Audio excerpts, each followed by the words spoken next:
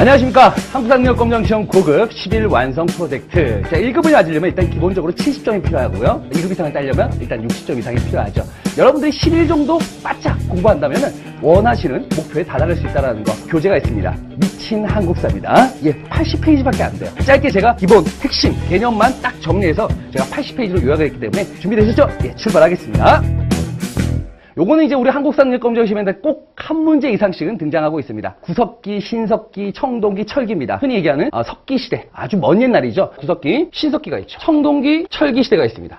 한반도, 우리 민족이라는 개념이 등장하는 시기는 언제부터다? 바로 이 신석기 시대라는 것을 여러분들이 체크를 좀 해두셔야 됩니다. 기원전 8000년이라는 거예요. 이때는요, 먹을 것을 찾아서 맨날 이동을 했거든, 무리를 지어서. 근데 이때부터는 뭐가 시작됐다는 겁니까? 농경이 시작됐다는 거죠. 벼농사는 아니고요, 조피수소와 같은 밭농사와 같은 농경이 시작됐다는 거. 농경이 시작됐으니까 당연히 정착을 하겠죠. 먹을 걸 굳이 돌아다니지 않아도 찾을 수 있기 때문에 정착 생활을 할 겁니다. 정착을 했다는 것은 민족이 생긴다는 개념이에요. 신석기 시대 이후부터는 민족 형성에 기틀이 자리 잡았다라고 이제 표현하고 있는 거죠. 요때 요 농경이라는 포인트 잘 잡아주시면 되겠습니다. 알겠죠? 쭉 민족이 이제 자리 잡아가는 거죠. 청동기는 언제부터? 만주는 20세기라고 나오고 있고요. 우리 한반도 같은 경우는 15세기라고 나와 있습니다. 한 10년 전만 하더라도 우리 청동기는 언제 시작되었다? 기원전 10세기라고 했었는데 유물과 유적의 발굴로 인해서 500년에서 한 1000년 정도 올라갔다라고 보시면 되겠습니다. 자, 이때부터는 뭐가 생겨나기 시작했다? 뭐를 생산하기 시작했다? 농사는 농사인데 벼농사가 시작되는 거예요. 벼농사. 조피수소는요, 먹어도 항상 배고파요. 쌀은요, 먹으면 배불러요. 밥 드시면 배부르지 않습니까? 먹고도 남는 게 생긴다. 남는 게 생긴다, 즉 사유재산이 생긴다. 가진 사람과 가지지 못한 자가 나타난단 말이죠. 그럼 가진 자가 뭐가 될까요? 지배층이 되는 거고요. 가지지 못한 자는 피지배계층이 되는 겁니다. 한마디로 계급이 생겨나는 거죠. 자, 그러면서 계급이 생겨났다는 것은 그 계급을 가진 자가 계급을 가지지 못한 바로 피지배층을 통제한다는 겁니다. 통제하기 위해서 뭘 만들까요? 바로 법이란 걸 만들죠.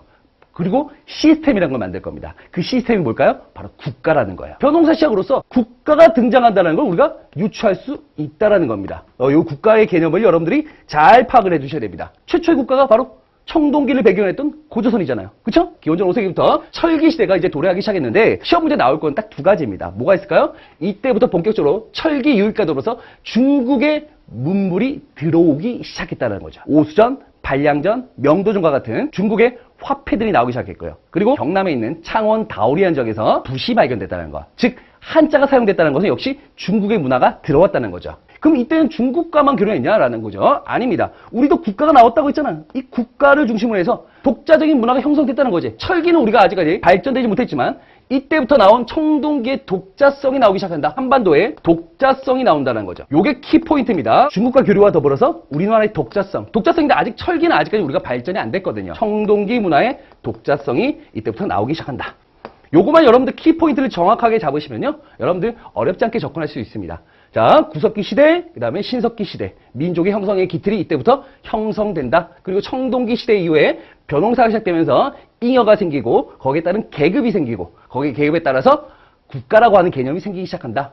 그때 그리고 철기 시대부터 본격적으로 중국과 교류하기 시작하고요. 거기에 따라서 교류만 한 게 아니고 우리만의 독자성도 함께 띄고 있다라는 것을 여러분들이 전체적인 맥락에서 바라보셔야 된다는 거야. 요거만 체크를 하시면요, 어렵지 않게 접근하실 수 있습니다. 알겠죠? 자, 그럼 하나하나씩 한번 볼까요? 자, 구석기 시대 뭐 했죠? 채집, 뭐 사냥, 어로 이런 거예요. 그냥 있는 자연물에 있는 것들을 그냥 채집하고 사냥하고 어로하는 겁니다. 어떻게 할까요? 먹을 게 떨어지면 당연히 이동을 해야겠죠. 당연히 무리별로 이동합니다. 아직까지 혈연 관계가 없어요. 그냥 무리지어서 그냥 다니면서 먹을 게 떨어지면 또 다른 곳으로 이동하고 이런 식으로 생활을 한다라고 생각해 주시면 되겠습니다. 자, 이때 대표적인 유물이라고 한다면 뭐가 있을까요? 뗀석기입니다. 떼어냈다라고 해서 뗀석기입니다. 물론 뭐 직접대기니 뭐 간접대기니 이런 것들이지만 거기까지 보실 필요 없고요. 일단 떼어낸 석기들을 사용한다. 바로 주먹도끼라는 거. 우리가 보통 이렇게 돌이 이렇게 발견되면은 떼어내는 거예요. 양쪽을 이렇게 떼어내는 거죠. 이게 주먹도끼입니다. 주로 사냥도구로 쓰였던 거죠. 한 주먹에 쥘 수 있기 때문에 주먹도끼고요. 여기서 한쪽만 떼어내요. 이렇게 한쪽만 떼어내는 걸 뭐라 한다? 집게. 한쪽만 떼는 걸 집게라고 한다고 보시면 돼요. 요건 주먹도끼, 요건 집게라고 표현하면 되겠습니다. 후기구석기의 대용이에요. 요거 좀 체크하시기 바랍니다.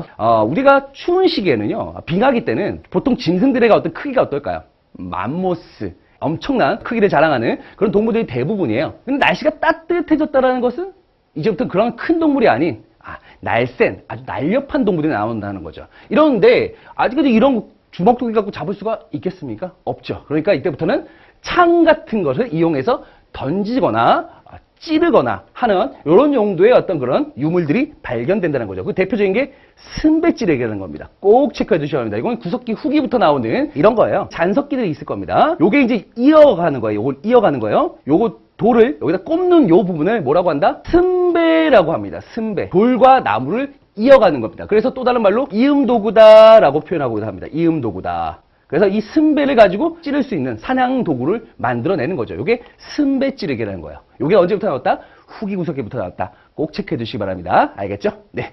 자, 그리고 대표적인 유적지들이 있을 겁니다. 유적지. 우리 유적지 되게 많아요. 구석기 유적지는요, 뭐 100개 이상 됩니다. 동굴들이 나면 다 언제다? 구석기다라는 것만 알아두시면 됩니다. 알겠죠? 요거 좀 체크하시기 바랍니다. 경기도에 있는 연천 정곡리가 있습니다. 여기서 나온 게 아주 중요해. 당시 미군 병사였던 보엔이라는 사람이 여자친구하고 이제 데이트를 하고 있는 와중에 돌을 하나 발견한 겁니다. 그 돌을 보니까 뭔가 심상치 않은 돌이야. 자, 일반 사람이었으면 아마 모를 건데 이 사람이 고고학을 전공했답니다. 서울대에다 갖다 준 거죠. 연구를 한 결과 아슐리안형 주먹도끼. 요 주먹도끼는 주먹도끼인데 왜 아슐리안형이냐? 프랑스 아슐이라는 지역에서 처음 발견됐고 대량으로 발굴됐기 때문에 이거를 아슐리안 형태의 주먹도끼다라고 해서 아슐리안형 주먹도끼라고 하는 건데요. 연구를 하고 있었던 학계에 상당한 파장을 좀 일으켰던 대표적인 유물입니다. 왜 그러냐? 이게 당시 인도를 기점으로 해서 유럽이라든가 아프리카에서는 이 주먹도끼, 특히 아슐리안 주먹도끼가 되게 대량 발굴됐거든요. 그런데 반면에 인도를 기준으로 해서 동쪽 지역에, 동쪽인 아시아 지역에서는 이 주먹도끼가 발굴된 적이 없어요. 요거는 이제 하버드대